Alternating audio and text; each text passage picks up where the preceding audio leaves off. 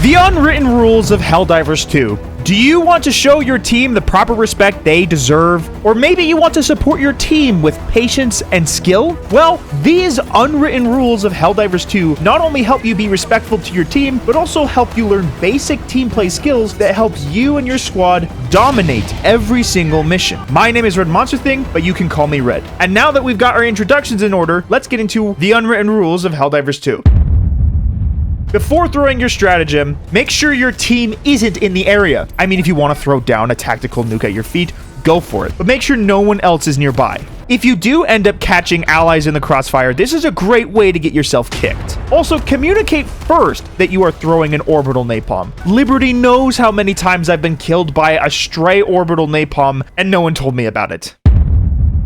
Similar to rule number 15, make sure you throw your stratagem ball in a good place, away from your team and somewhat closer to the enemy. Sentries have a little bit of automaton programming in them, at least it seems that way. So you want these little guys to be out of reach of your teammates. If you don't have proper placement, it's not a matter of if these guys will kill your team, but when. Make sure you place these guys at choke points outside of cover that your team is safely behind. I personally tried to place sentries in front of my team at a flank angle so that we can kill as much enemies of democracy while also having easy access to cover in case our little friend decides it hates freedom.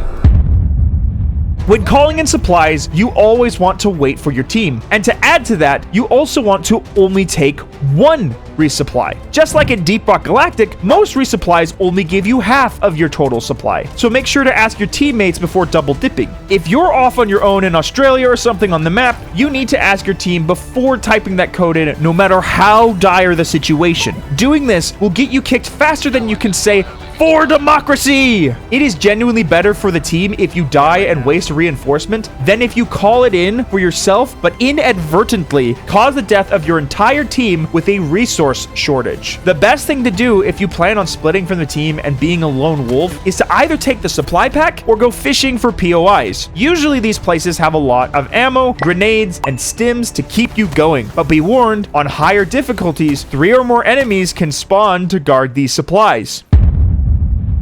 If you notice someone's dropped samples at the extraction, leave them there, unless you are extracting currently. This is a very common strategy I see in the Helldivers 2 player base. This tactic is often used as a way to save samples for extraction, since samples are only counted if you extract from the mission successfully. This essentially allows the team to prevent losing items like super samples somewhere across the map later in the mission, or at the very least minimizes the potential to lose samples.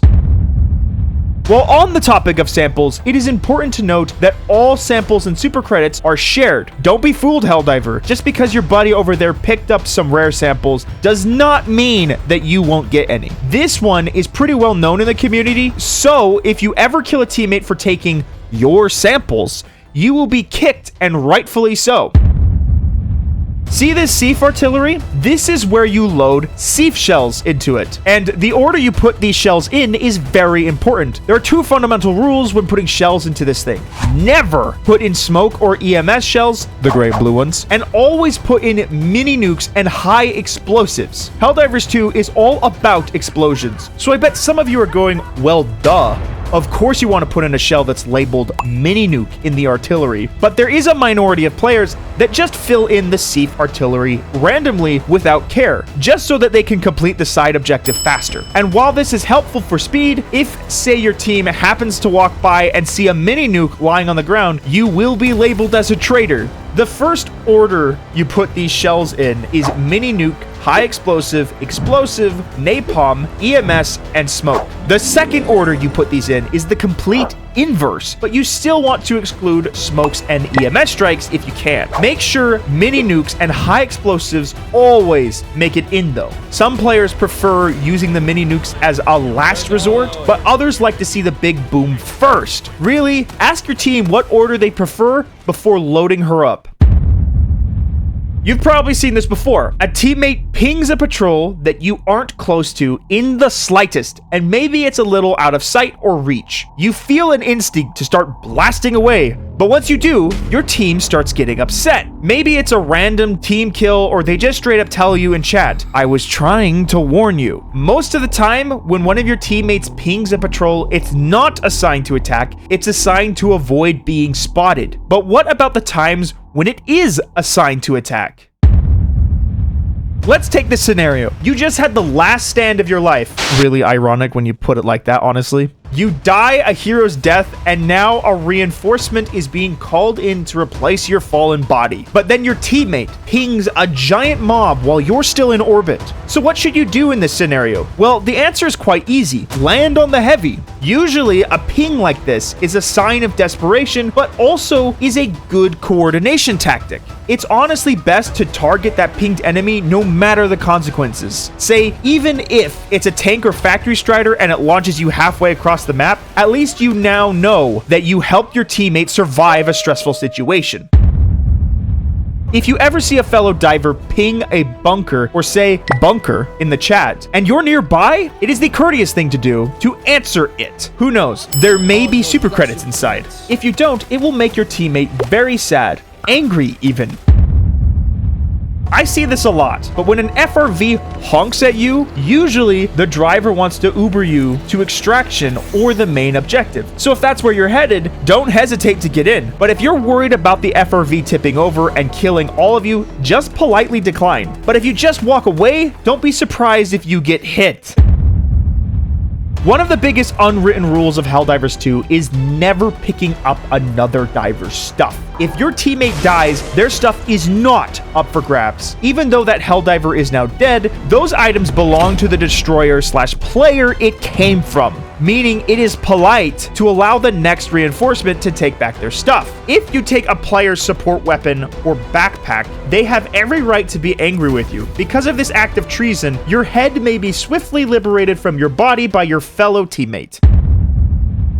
Never board extract by yourself. Always wait for the team. This fundamentally prevents your team from extracting with precious samples, and it limits your XP at the end of the mission. If you do this, you will not only be kicked, but personally visited by a democracy officer in your sleeping quarters. This by far is one of the most infuriating things you can do in this game, and it is one of the rules you should never break.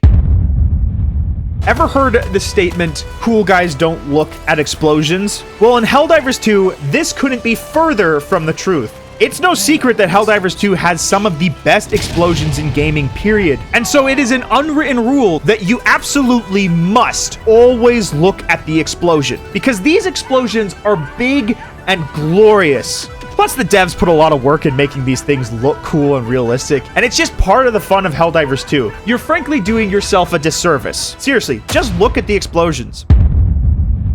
If you ever see a Helldiver outstretching their arms like this, never, and I mean never, leave them hanging. If they salute you, salute them back. It is a fundamental part of the culture in this game, much like saying rock and stone in Deep Rock Galactic. You simply have no choice but to reply. Leaving an emoter hanging is treason after all, but if they use the scout handshake on you, then you have permission to promptly execute them on the spot.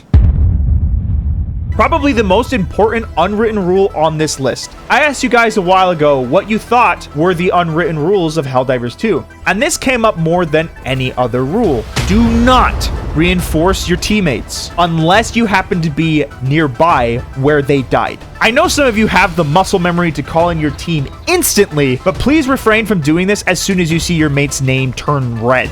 If you aren't near their gravesite, odds are more likely than not that they wanted to be reinforced by their stuff. Trust me, showing off how quickly you can reinforce is not nearly as impressive as exercising patience to properly support your team. The only exception to this rule is if your teammate is spamming the request button to remind you from the grave that they are indeed dead.